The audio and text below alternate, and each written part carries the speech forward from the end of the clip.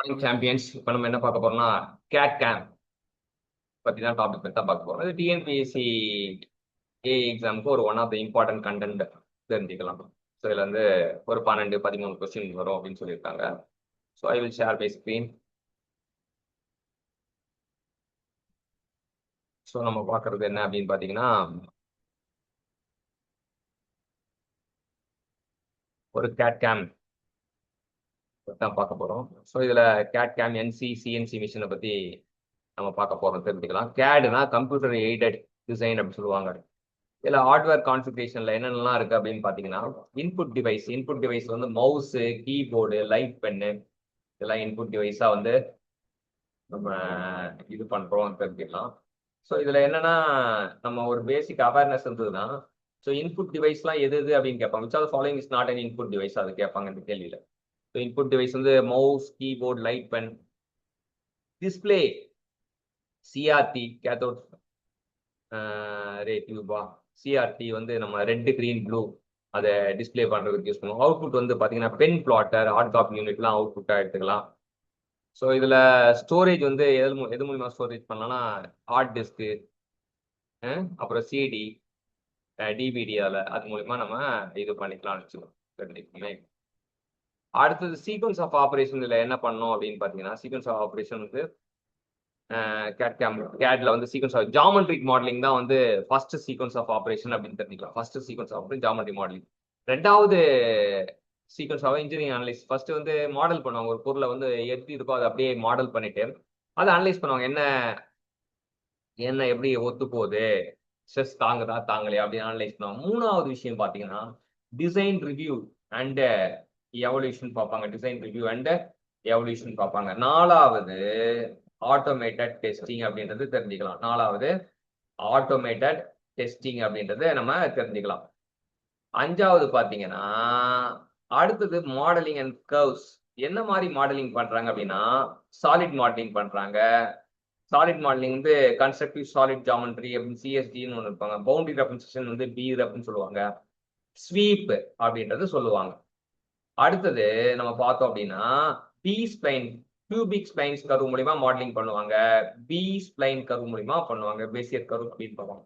நம்ம என்ன பார்த்தோம்னா கேட்ல வந்து 3 வகையா கேட்டகரி பண்ணியிருக்காங்க. ஒன்று வந்து ஹார்ட்வேர் கான்ஃபிகரேஷன் அப்படின்றது பண்றாங்க. ஹார்ட்வேர் கான்ஃபிகரேஷன் வந்து இன்புட் டிவைஸ், டிஸ்பிளே, அவுட்புட்டு அந்த மாதிரி பண்றாங்க. ஸ்டோரேஜ், ஹார்ட் டிஸ்க் அப்படி பண்றாங்க. அதுக்கப்புறம் பாத்தீங்கன்னா சீக்வன்ஸ் அண்ட் ஆப்ரேஷன்ல வந்து ஜாமெட்ரிக் மாடலிங். ஃபர்ஸ்ட் வந்து ஜாமெட்ரிக் மாடலிங் பண்றாங்க. ரெண்டாவது இன்ஜினியரிங் அனலைசிஸ் பண்றாங்க.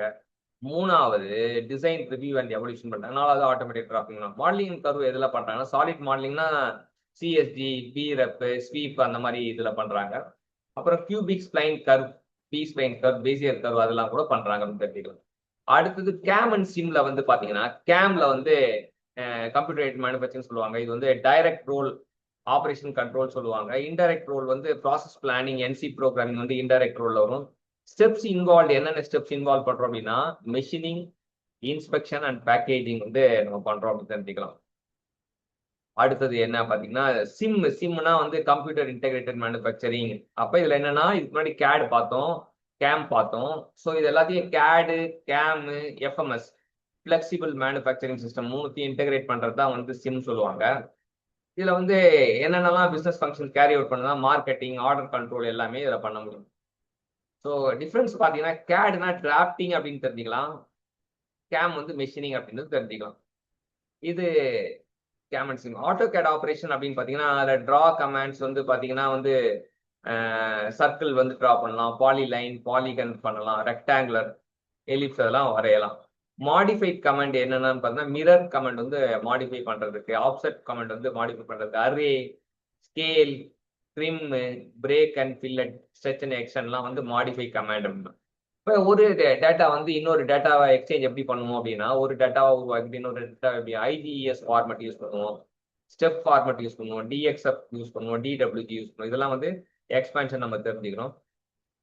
அப்புறம் என்சி, சிஎன்சி, டிஎன்சி சிஸ்டத்துல என்னென்ன நம்ம ஞாபகம் வச்சுக்கணும் பார்த்தீங்கன்னா என்சி மிஷின்ல வந்து ஸோ பார்ட் ப்ரோக்ராம் வந்து நமக்கு முக்கியமாக இருக்கும். வந்து பார்ட் ப்ரோக்ராம் வந்து manual part programming, computer part ரெண்டு வகையில இது பண்றாங்க. என்சி மிஷின்ல முக்கியமான part of the NC machine வந்து மெஷின் கண்ட்ரோல் யூனிட் எம்சியூன்னு செல்லமா கூப்பிடுறோம். அப்புறம் அதெல்லாம் மெஷின் டூல். இந்த மூணும். ஸோ என்சி மிஷின்ல ஃபர்ஸ்ட் வந்து பார்ட் ப்ரோக்ராம் முக்கியம், ரெண்டாவது எம்சியூ முக்கியம், மூணாவது மெஷின் டூல் முக்கியம் அப்படின்றத தெரிஞ்சுக்கலாம். அடுத்தது சிஎன்சி மிஷின்ல பாத்தீங்கன்னா டிரைவிங் சிஸ்டம் ஒன்று தனியா ஒன்று யூஸ் பண்றாங்க, ஃபீட்பேக் சிஸ்டம் யூஸ் பண்றாங்க. டிரைவிங் சிஸ்டம் வந்து servo or stepper motor use பண்றாங்க, ஃபீட்பேக் சிஸ்டம் வந்து என்கோடர் யூஸ் பண்றாங்க. இது வந்து ஓப்பன் லூப்பாகவும் யூஸ் பண்ணலாம், க்ளோஸ் லூப்பாகவும் யூஸ் பண்ணலாம் அப்படின்னா இப்போ ப்ரோக்ராமிங் கோடு சிஎன்சி மிஷின்ல ப்ரோக்ராமிங் கோட் ரொம்ப முக்கியம். அதில் ஜி கோடு எம் கோடு எல்லா ஜி கோடு எல்லா எம் கோடும் தெரிஞ்சுக்கணும். அதில் ஃபர்ஸ்ட் மேஜரா ஜி0னா ரேபிட்னு அர்த்தம், G01னா லீனியன் அர்த்தம். ஸோ எம் கோட் வந்து M03 வந்து ஸ்பிண்டில் கிளாக் வைஸ், M05 வந்து ஸ்டாப் பண்றதுக்கு யூஸ் பண்றாங்க. இது நான் முக்கியமா ஒரு 4 விஷயம் மட்டும் பேசுறோம். ஆனா எல்லா ஜி கோடும் தான் தெரிஞ்சுக்கணும். டிஎன்சினா டைரக்ட் நியூமரிக்கல் கண்ட்ரோல். இதுல வந்து சென்ட்ரல் கம்ப்யூட்டர் கண்ட்ரோல் சொல்லுவாங்க. Direct numerical control central computer control சொல்லுவாங்க. இதுல பல்க் மெமரி ஸ்டோரேஜ் நம்ம பண்ணிக்கலாம் அப்படின்னு தெரிஞ்சுக்கலாம். ஜாமெட்ரிக் டிரான்ஸ்ஃபர்மேஷன் நம்ம பண்ணணும்னு ஆசைப்பட்டோம்னா என்னென்ன பண்ணலாம்னா 2D டிரான்ஸ்லேஷன் பண்ணலாம், 3D டிரான்ஸ்லேஷன் பண்ணலாம், ரொட்டேஷன் பண்ணலாம். ரொட்டேஷன் வந்து மேட்ரிக்ஸ் ஆர் அப்படின்னு சொல்லுவாங்க. ஸ்கேலிங் யூஸ் பண்ற மேட்ரிக்ஸ் மேட்ரிக்ஸ் எக்ஸ்ன்னு சொல்லுவாங்க, மேட்ரிக்ஸ் எஸ் அப்படின்னு சொல்லுவாங்க. ரெஃப்ளெக்ஷன் யூஸ் பண்ணலாம், மிரர் யூஸ் பண்ணலாம். இதெல்லாம் ஜாமெட்ரிக் டிரான்ஸ்ஃபர்மேஷன் பண்றதுக்கு நம்ம தெரிஞ்சுக்க வேண்டிய விஷயம். அடுத்தது பாத்தீங்கன்னா கம்ப்யூட்டர் ஃபண்டமெண்டல் பேசிக்கா நம்ம தெரிஞ்சுக்க வேண்டியது என்னன்னு பார்த்தோம்னா சிபியூ காம்போனன்ட் வந்து ஸ்டோரேஜுக்கு யூஸ் ஆகுது, ஏஎல்யூ இருக்கு, ஆர்த்மெட்டிக் லாஜிக் யூனிட் சொல்லுவாங்க, கண்ட்ரோல் யூனிட். மூணு சேர்ந்தா சிபியூன்னு சொல்லுவாங்க. மெமரி வந்து பிரைமரி மெமரி, செகண்டரி மெமரின்னு சொல்லுவாங்க. பிரைமரி மெமரி வந்து ரேம், ரோம், ப்ராம், இப்ராம்லாம் வந்து பிரைமரி மெமரி. செகண்டரி மெமரி வந்து it is also called as backup memory அப்படின்னு சொல்லுவாங்க. காமன் அப்ரிவேஷன் சில இதெல்லாம் வந்து நம்ம தெரிஞ்சுக்கணும். பிஐஓஎஸ், யூஎஸ்பி, யூஆர்எல், லேண்ட், பேனுக்கு தெரிஞ்சுக்கணும் அப்படின்னு தெரிஞ்சுக்கலாம். ஸோ இதான் வந்து ஒரு கேட் கேம்சின் என்சிசிஎன்சி மிஷனோட ஃபுல்லா ஓவர்வியூ. இதுல வந்து நம்ம என்னென்ன விஷயங்கள் எதெல்லாம் சிறப்பா தெரிஞ்சுக்கணுன்றதும் பார்க்கணும். ஸோ என்னென்ன விஷயங்கள் தெரிஞ்சுக்க போறோம் அப்படின்னு பாத்தீங்கன்னா ஃபர்ஸ்ட் நம்ம ஃபேமஸா நம்ம தெரிஞ்சுக்கிறது இப்போ சாலிட் மாடலிங்க்கு யூஸ் பண்றது சிஎஸ்ஜி. அதை பத்தி தெரிஞ்சுக்கலாம், என்ன சொல்றாங்கன்னு. சாலிட் மாடலிங்க்கு சிஎஸ்ஜி என்ன யூஸ் பண்றாங்க அப்படின்றத பார்ப்போம்.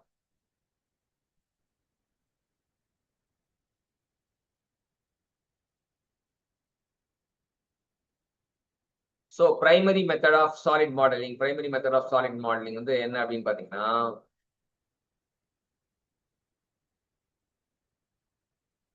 Primary method of solid modelling இதுல என்ன தெரிஞ்சுக்கிறோம் அப்படின்னு பாத்தீங்கன்னா so sources CSG, B rep and sweep அப்படின்னு சொல்லியிருக்காங்க. அப்ப சிஎஸ்ஜி அப்படின்னா என்னன்னா கன்ஸ்ட்ரக்டிவ் சாலிட் ஜாமெட்ரின்னு அர்த்தம். சிஎஸ்ஜினா கன்ஸ்ட்ரக்டிவ் சாலிட் ஜாமெட்ரி. இந்த கன்ஸ்ட்ரக்டிவ் சாலிட் ஜாமெட்ரில வந்து நம்ம என்ன யூஸ் பண்ணோம்னா பூலியன் ஆபரேஷன் யூஸ் பண்றோம். பூலியன் ஆபரேஷன் அப்படின்னா என்னென்னலாம் பூலியன் ஆபரேஷன் பார்த்தீங்கன்னா யூனியன், இன்டர்செக்ஷன், சப்ராக்ஷன், இதெல்லாம் வந்து பூலியன் ஆபரேஷன் சொல்லுவாங்க. இது எதுக்கு யூஸ் ஆகுது? இந்த கன்ஸ்ட்ரக்டிவ் சாலிட் சின்ன சின்ன சாலிடா இருக்கும். சின்ன சின்ன சாலிடா இருக்கிறது வந்து நமக்கு என்ன பண்ணும்னா எல்லா சாலிட்டும் வந்து நம்ம சேர்ப்போம் அப்படின்னு தெரியும். எல்லா சாலிட்டும் சேர்ப்போம்.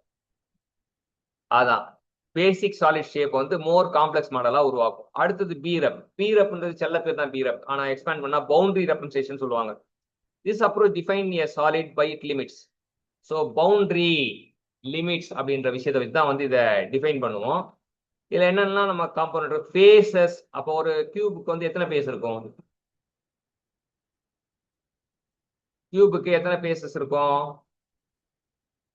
8 இல்ல 6 தான் இருக்கும். அதாவது சுத்தி 4 இருக்கும், மேல கீழே 2 இருக்கும். ஆக மொத்தம் 6. சரியா? கியூப்னா ஆறுமுகம்னு பேரு. தமிழ் கடவுள் ஆறுமுகம் தெரியும் இல்லையா? தெரியுமா தெரியாதா? லார்ட் முருகா. லார்ட் முருகா வேணும் ஆறுமுகம் சொல்லுவோம்ல, சொல்லுவோமா சொல்ல மாட்டோமா? அந்த ஆறுமுகம் தான் வந்து யார் அப்படின்னா நமக்கு இங்க வந்து நமக்கு வர 6 ஃபேஸஸ் கியூப். சரியா? அடுத்தது எத்தனை எட்ஜஸ் இருக்கும்? ஒரு கியூப்ல எத்தனை எட்ஜஸ் இருக்கும்? 8 edges sir. எத்தனைமா? 8 sir. 8 sir. அதாவது அது வந்து நீ சொல்ற 8 வந்து வெர்டிசஸ், முனைகள் வந்து 8 இருக்கும். ஆனா எட்ஜஸ் வந்து மேல 4, கீழே 4, சைட்ல 4. ஆக மொத்தம் 12 எட்ஜ் இருக்கும். எட்ஜ்னா கோடு. எத்தனை எத்தனை கோடு வச்சு நீ அந்த இது உருவாக்குவ? 12 கோடு தேவையில்ல? Yes sir. எப்படி புரியுதா 12 கோடு எப்படி வருதுன்னு? Yes, 12 sir.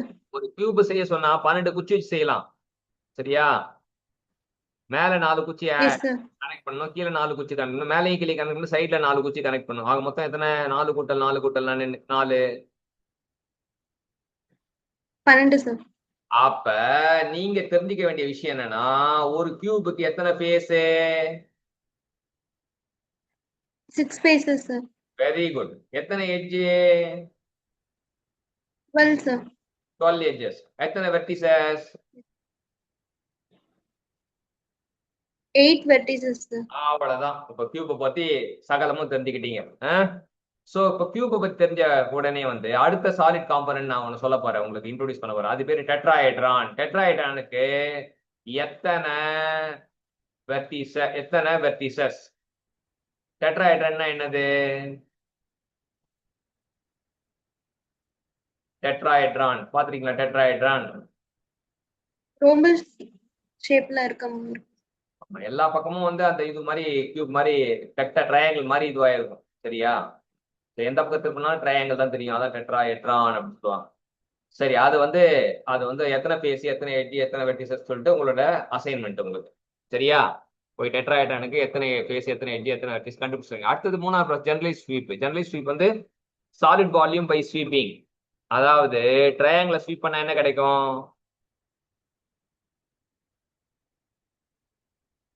ட்ரையாங்கிள் இருக்கு, ஒரு ட்ரையாங்கிள். இந்த ட்ரையாங்கிள வந்து இப்ப ரெக்டாங்கிள ஸ்வீப் பண்ணா என்ன கிடைக்கும்? ஃபர்ஸ்ட் ட்ரையாங்கிள் முன்னாடி ஸ்வீப்னா என்ன அர்த்தம்? ஸ்வீப் அப்படின்ற கட் கமாண்ட். பண்றது. ஸ்வீப் கட் பண்றது, ரொட்டேட். ஒரு ரெக்டாங்கிள் ரொட்டேட் பண்ணா என்ன கிடைக்கும் நமக்கு? சாலிட். அதாவது ரெக்டாங்கிள்ன்றது 2D ஷேப். ரெக்டாங்கிள் என்ன ஷேப்? 2D shape. இது ரொட்டேட் பண்ணா we can get the 3D shape. என்ன 3D கிடைக்கும்? ரெக்டாங்கிள ரொட்டேட் பண்ணா என்ன 3D மாதிரி? Cubic. இல்ல, நீ புரிஞ்சுக்க மாட்ற. இப்ப என்னன்னா இது ரெக்டாங்கிள் சுத்துச்சுன்னா பார்த்தனா சிலிண்டரா ஃபார்ம் ஆகும். ஆட்டோகேட்லாம் யூஸ் பண்ணலையா? Okay. 2D காலேஜ்ல வந்து ஒரு Yes, sir. நமக்கு 2D டயக்ராம் வந்து 3D கிரியேட் பண்றதுக்கு சொல்லி தந்திருப்பாங்கல்ல. அப்ப Okay. இது ரெக்டாங்கிள் ரொட்டேட் பண்ணா நமக்கு என்ன கிடைக்கும்? Cylinder shape கிடைக்கும், sir. ட்ரையாங்கிள் ரொட்டேட் பண்ணா என்ன கிடைக்கும்?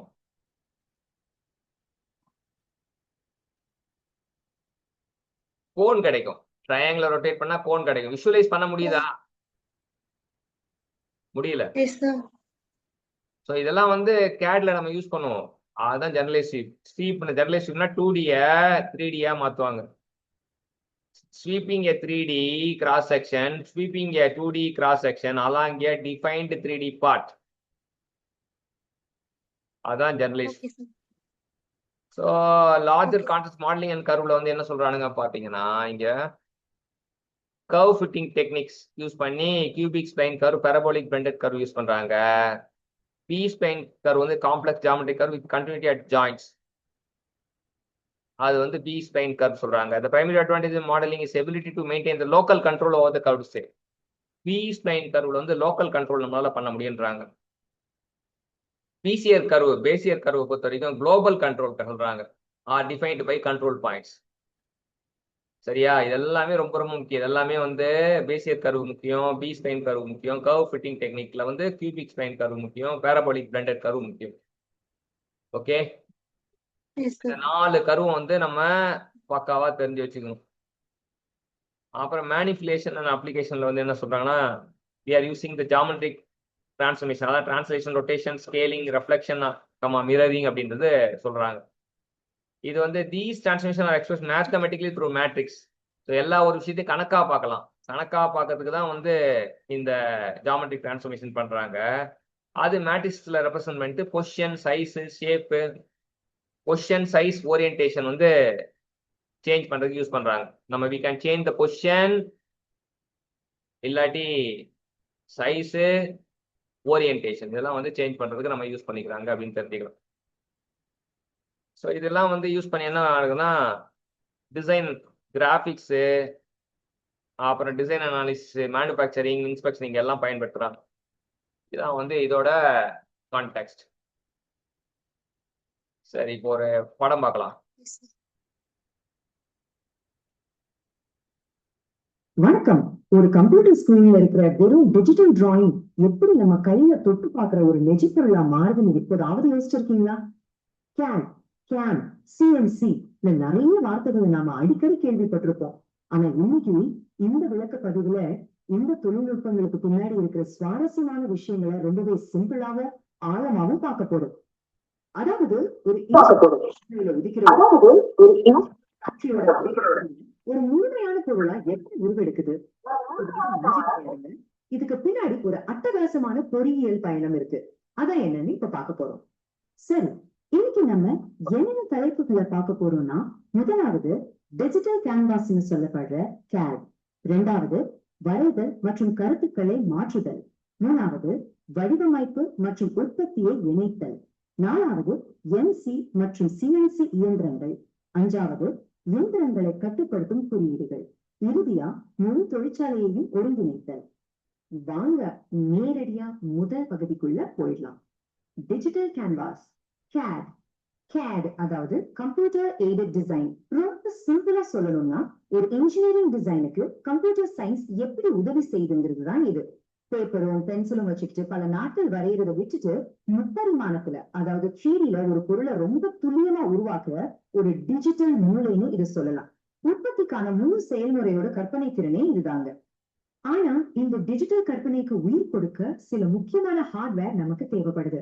உங்களுக்கு தெரிஞ்சதுதான், தகவல்களை உள்ளீடு செய்ய ஒரு கீபோர்ட், மவுஸ் அல்லது டிஜிடைசர், இது எல்லாம் ப்ராசஸ் பண்ண ஒரு பவர்ஃபுல்லான CPU, சேமிச்சு வைக்க ஒரு ஹார்ட் டிஸ்க், அப்புறம் நம்ம டிசைனை பாக்குறதுக்கு ஒரு நல்ல மானிட்டர் அல்லது பிளாட்டர்.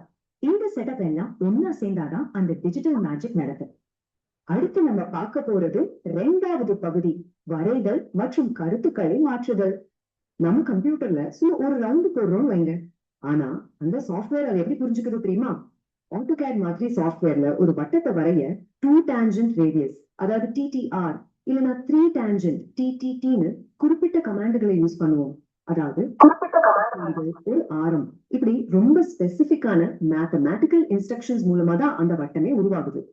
அப்போ நம்ம ஸ்கிரீன்ல பண்ற ஒவ்வொரு சின்ன மூவ்மெண்ட்டுக்கு பின்னாடியும் பயங்கரமான கணிதம் ஒளிஞ்சுக்கிட்டு இருக்கு. ஒரு பொருளை நகர்த்தவோ இல்ல ரொட்டேட் பண்ணவோ சைஸ் மாத்தவோ நம்ம ஜஸ்ட் ஒரு பட்டனை கிளிக் பண்றோம், ரைட்? ஆனா கம்ப்யூட்டர் என்ன பண்ணுது? அது XY கோஆர்டினேட், சைன் கொசைன் மாதிரியான ட்ரிக்னோமெட்ரி ஃபங்க்ஷன்ஸை யூஸ் பண்ணி மேட்ரிக்ஸ் கால்குலேஷன்ஸை நொடி பொழுதுல செய்யுது. கேட்கவே செம இன்ட்ரெஸ்டிங்கா இருக்குல்ல? மூணாவது பகுதி வடிவமைப்பு மற்றும் உற்பத்தியை இணைத்தல். இந்த இடத்துலதான் விஷயங்கள் இன்னும் சீரியஸ் ஆகுது. கேடுக்கும் கேமுக்கும் என்னென்ன வித்தியாசம் அப்படின்னு நீங்க கேட்கலாம். ரொம்ப சிம்பிள். கேட் அப்படிங்கிறது ஒரு பொருளோட 3D மாடலை உருவாக்குறது, அதாவது என்ன பொருளை உருவாக்கணும்னு சொல்றது. ஆனா கேம், அதாவது கம்ப்யூட்டர் எய்டட் மேனுஃபேக்சரிங், என்ன பண்ணும்னா அந்த பொருளை எந்த மெஷினை வச்சு எப்படி எந்த ஆங்கிள் வெட்டி உருவாக்கணும்னு பிளான் பண்ணும். சுருக்கமா சொல்லணும்னா கேட் என்னன்னு சொல்லும், கேம் எப்படின்னு சொல்லும். இந்த கேம் ப்ராசஸ் ஒரு சூப்பரான செயின் ரியாக்ஷன் மாதிரி நடக்கும். முதல்ல ஒரு ஜியோமெட்ரிக் மாடலை உருவாக்குவாங்க, அப்புறம் அதை எப்படி உற்பத்தி செய்ய போறோம்னு ப்ராசஸ் பிளானிங், அதுக்கப்புறம் மிஷினுக்கான ப்ரோக்ராமிங் எழுதி கட்டிங் வேலை ஆரம்பிக்கும். கடைசியா குவாலிட்டி செக் பண்ணிட்டு பேக்கேஜிங் பண்ணிடுவாங்க. எவ்வளவு பெரிய வேலை, ஆனா எவ்வளவு லாஜிக்கலா நடக்குது பாருங்க. சரி, இப்ப நாலாவது பகுதிக்கு வருவோம், என்சி மற்றும் சிஎன்சி இயந்திரங்கள். இந்த சிஎன்சி மிஷின்ல ரெண்டு முக்கியமான சிஸ்டம் இருக்கு. ஒன்னு ஓப்பன் லூப், இன்னொன்னு க்ளோஸ் லூப். ஓப்பன் லூப்ல கம்ப்யூட்டர் சும்மா கமாண்ட் மட்டும் தான் கொடுக்கும், வேலை கரெக்டா நடக்குதான்னு செக் பண்ணாது. ஆனா க்ளோஸ் லூப் அப்படி கிடையாது, இது ரொம்பவே ஸ்மார்ட். இதுல ஒரு மெஷரிங் யூனிட் இருக்கும், கட்டிங் டூல் கரெக்டான இடத்துலதான் இருக்கான்னு செக் பண்ணி கம்ப்யூட்டருக்கு ஃபீட்பேக் கொடுத்துக்கிட்டே இருக்கும். ஏதாவது தப்பு நடந்தா உடனே அதுவே திருத்திடும். அடுத்தது ஐந்தாவது பகுதி, இயந்திரங்களை கட்டுப்படுத்தும் குறியீடுகள். இவ்வளவு பெரிய மிஷின், ஆனா அதுக்கு எப்படி நாம இன்ஸ்ட்ரக்ஷன் கொடுக்க போறோம்? இதுக்கு G மற்றும் M கோடுகள்னு சொல்லப்படுற ரொம்ப சிம்பிளான மொழியை தான் பயன்படுத்தணும். உதாரணத்துக்கு டூலை வேகமா நகர்த்த G00, நேரா கட் பண்ண G01, வட்டமா கட் பண்ண G02. அதே மாதிரி மெஷினை கூல் பண்ற கூலண்ட ஆன் பண்ண M08. ஆக்சுவலா மெஷின் ப்ரோக்ராமிங்னா ஏதோ பெரிய ராக்கெட் சயின்ஸ் கிடையாது. மெஷினுக்கு நாம கொடுக்குற ரொம்ப துல்லியமான டைரக்ஷன்ஸ் தான் அது. நாம இப்போ கடைசி பகுதிக்கு வந்துட்டோம், முழு தொழிற்சாலையையும் ஒருங்கிணைத்தல். இத டிஎன்சின்னு சொல்லுவாங்க. அதாவது டைரக்ட் நியூமரிக் கண்ட்ரோல். இங்க என்ன நடக்குதுன்னா, ஒரு மெயின் கம்ப்யூட்டர் நெட்வொர்க் வழியா பல சிஎன்சி மிஷின்களை ஒரே நேரத்துல கண்ட்ரோல் பண்ணும். இது வந்த பிறகு அந்த காலத்துல யூஸ் பண்ண பஞ்ச் டேப் முறைக்கெல்லாம் முழுசா என்கார்டு போட்டுட்டாங்க. டேட்டா எல்லாமே டைரக்டா கம்ப்யூட்டர்ல இருந்து மிஷினுக்கு போயிடும். இது நிஜமாவே உற்பத்தியில ஒரு பெரிய கேம் சேஞ்சர். இப்போ அந்த பெரிய படத்தை பார்ப்போம். சிஐஎம், அதாவது கம்ப்யூட்டர் இன்டகிரேட்டட் மேனுஃபேக்சரிங். இது ஒரு ஒட்டுமொத்த தொழிற்சாலையோட இதயம்னே சொல்லலாம். டிசைன் கேட், உற்பத்தி கேன் மட்டும் இல்லாம வாடிக்கையாளர் பில்லிங், ஊழியர்களுக்கான சம்பளம், இன்வென்ட்ரின்னு ஃபேக்டரியில நடக்கிற எல்லா விஷயத்தையும் ஒரே குடையின் கீழ் கொண்டு வர்றதுதான் இது.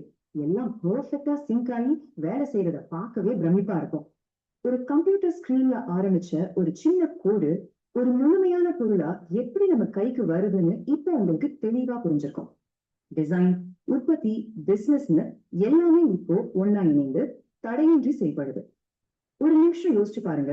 ஆர்டிபிஷியல் இன்டெலிஜென்ஸும் ஆட்டோமேஷனும் அசுர வளர்ச்சி அடைஞ்சு வர்ற இந்த காலத்துல எதிர்கால உற்பத்தி துறை இன்னும் எந்த அளவுக்கு மிரட்டலா இருக்க போகுது? இதை பத்தி நீங்க என்ன நினைக்கிறீங்க? இந்த கேள்விக்கான பதில உங்க சிந்தனைக்கே விட்டுட்டுறேன். இந்த விளக்க பதிவு உங்களுக்கு ரொம்பவே பயனுள்ளதா இருந்திருக்கும்னு நம்புறேன். மீண்டும் சந்திப்போம்.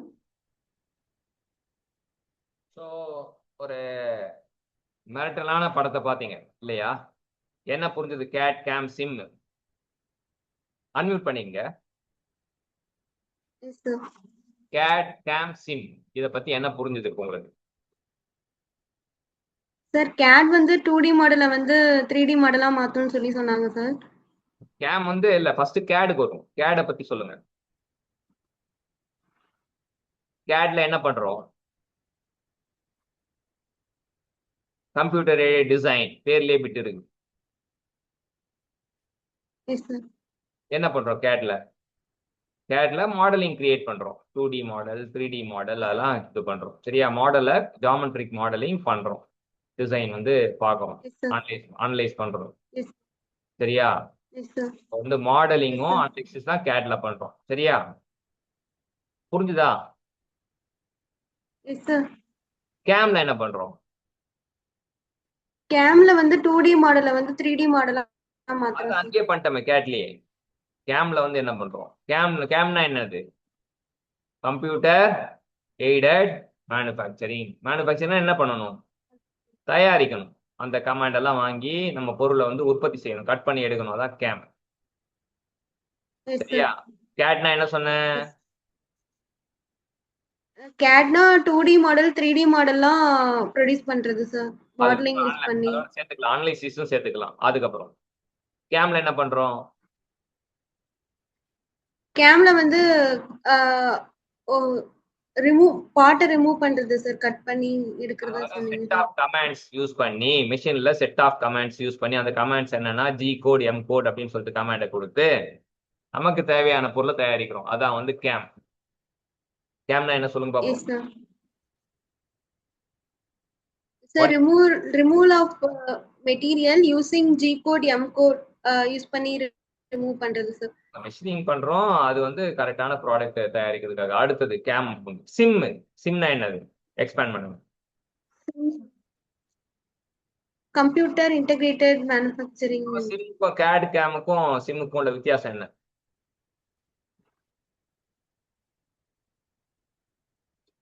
ஸோ கேடும் கேமும் இன்டகிரேட் பண்றோம். இன்டகிரேட் பண்றதுல என்ன அர்த்தம்?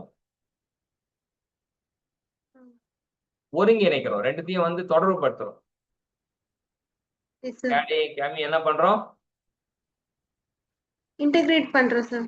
அதுதான் பேர்லயே பிட் இருக்கு. நீங்க பிட் எல்லாம் வெளியில போய் தேடவே தேவை. பேர்லயே வந்து computer integrated manufacturing means it integrate the Okay, sir. CAD and CAM okay operation. Sir. அது மட்டும் இல்லாம நம்பர் ஆஃப் ஹவர்ஸ் ஒர்க்கிங், ஒர்க்கரோட சேலரி, இன்வென்ட்ரி எல்லாமே அது சிம்ல இதுவாகும். சாஃப்ட்வேர்ல ஒவ்வொரு எவ்வளவு நேரம் வேலை செய்யறாங்க, என்ன டூல் யூஸ் பண்ணாங்க, எந்த டூல் எப்போ டூல் லைஃப் இதுவாச்சு, எல்லாமே எல்லா டீட்டெயிலும் சிம்ல ரெக்கார்ட் ஆகும். ஹோல்சமா ஒரு கம்பெனிக்கு தேவையான மொத்த விஷயமும் சிம்ல இதுவாகும். அடுத்தது ஓகே. இப்ப கேட் கேம் சிம் முடிஞ்சதுக்கு அப்புறம் இதுல வந்து இதை பேஸ் பண்ணி தான் வந்து நமக்கு இது இருக்கும். இப்போ இந்த பேசிக்கான விஷயங்கள் உள்ள இறங்கும் போது அப்புறம் நீ ஆழமா படிச்சனா உனக்கு புரியும். சரியா? ஓகே So, அதனால அந்த கொஸ்டின்ஸ் எல்லாம் வந்து அப்படியே ஃபுல்லா என்ன எப்படி ஓப்பன் லூப்புக்கும் க்ளோஸ் லூப்புக்கும் என்ன டிஃபரன்ஸ் கவனிச்சீங்க? ஓப்பன் லூப்னா சார். ஓப்பன் லூப் வந்து நோ ஃபீட்பேக்.